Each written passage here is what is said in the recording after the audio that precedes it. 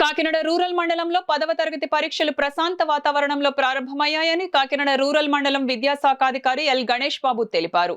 మొదటి రోజు పరీక్షకు మండలంలోని 10 పరీక్షా కేంద్రాలలో మొత్తం 2491 మంది అభ్యర్థులు పరీక్షకు హాజరు కావాల్సి ఉండగా 2421 మంది పరీక్షకు హాజరయ్యారని ఎంఈఓ గణేష్ బాబు వివరించారు. 70 మంది విద్యార్థులు ఎగ్జామ్ కు అబ్సెంట్ అయ్యారని తెలియజేశారు. మార్చి 2024 అంటే ఈ 6 డేస్ ఎగ్జామ్ జరుగుతున్నాయి. 27 సెమిస్టర్స్ అవుతుంది. మన మండలానికి సంబంధించి 10 సెంటర్స్లో ఎగ్జామినేషన్స్ జరుగుతున్నాయి.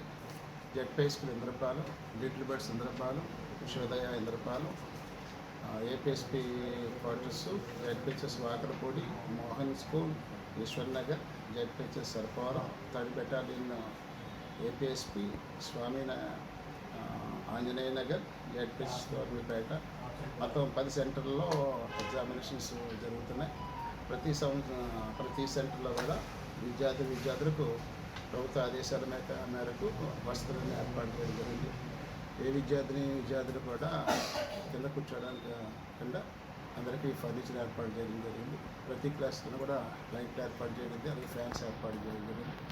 అలాగే చల్లని కొండల్లో డ్రింకింగ్ వాటర్ కూడా చాలా నీటి పిల్లలకి ఏర్పాటు చేయడం జరిగింది. అదే మాదిరిగా ప్రతి స్కూల్లో కూడా టాయిలెట్స్ ఉన్నాయి, విత్ రన్నింగ్ వాటర్ అక్కడ ఫెసిలిటీస్ ఏర్పాటు చేయడం జరిగింది. మన మండలానికి సంబంధించి ఈ 10 సెంటర్లలోనూ 2491 మంది అలాట్ చేయడం జరిగింది. ఇందులో ఈరోజు మొదటి రోజు తెలుగు పరీక్షకు సంబంధించి 2421 మంది ఎగ్జామ్ రాశారు. 70 మంది ఆబ్సెంట్ అయినట్టుగా మాకు రిపోర్ట్స్ జరిగింది. ఈరోజు మొదటి రోజు పరీక్ష అయితే ప్రశాంతంగా జరిగిందని చెప్పి తెలియజేస్తున్నాం.